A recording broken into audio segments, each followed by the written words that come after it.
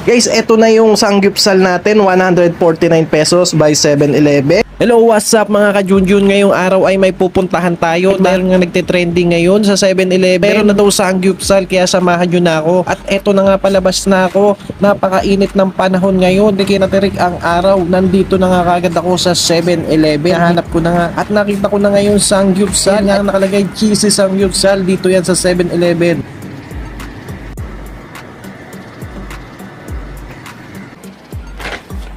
So guys, ito na yung trending nila sa 7-Eleven, halagang 149. Makakatikim ka na ng sangyupsal. Inspired by romantic baboy guys, hindi to basta-basta sangyup lang. Kaya ito na, i-unbox natin at tikman natin kung gaano siya kasarap.